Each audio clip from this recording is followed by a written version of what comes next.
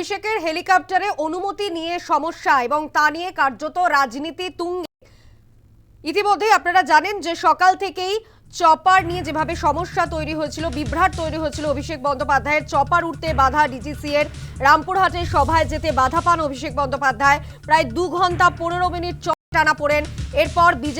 এরপরেই হেমন্ত সোরেনের সঙ্গে কথা হয় অভিষেক বন্দ্যোপাধ্যায়ের এবং অবশেষে ঝাড়খণ্ডের মুখ্যমন্ত্রী হেমন্ত সোরেনের চপারে রওনা দেন অভিষেক বন্দ্যোপাধ্যায় এবং শেষমেশ রামপুরহাটে পৌঁছন অভিষেক বন্দ্যোপাধ্যায়।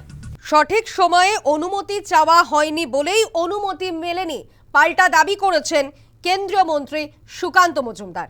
কি বলেছেন শোনাবো। তাই ইচ্ছে তাই বলছে। আজকে ওনার হেলিকপ্টার ছিল, সেই হেলিকপ্টার উঠতে দেরি হয়েছে, বলছে ডিজিসিএ নাকি পারমিশন দেয়নি।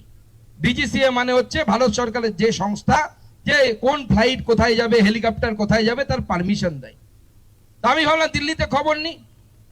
দিল্লিতে খবর নিলাম, দিল্লি বলছে আরে বাবা নতুন হেলিকপ্টারে পারমিশন নিতে গেলে অনেক আগে পারমিশন নিতে হয় এবং তার সমস্ত সুরক্ষা পরীক্ষা হয়। কারণ কালকে যদি অভিষেক বন্দ্যোপাধ্যায় উঠে ওই হেলিকপ্টার যদি ভেঙে পড়ে তখন তো বলবে মোদি দায়ী। তো পরীক্ষা নিয়ে দেরি হয়েছে। অন্য 3টে হেলিকপ্টারের পারমিশন ছিল, তার মধ্যে একটা নিয়ে উড়েছে। বলছে মোদি নাকি দেয়নি, বিজেপি নাকি দেয়নি। আরে তৃণমূলের অভিষেক ব্যানার্জির যা অবস্থা, এরপরে তো বলবে সকালবেলা উঠে পেট পরিষ্কার হয়নি, মোদির জন্য হয়নি, বিজেপির জন্য হয়নি। এই রকম অবস্থা হয়ে গেছে তৃণমূল।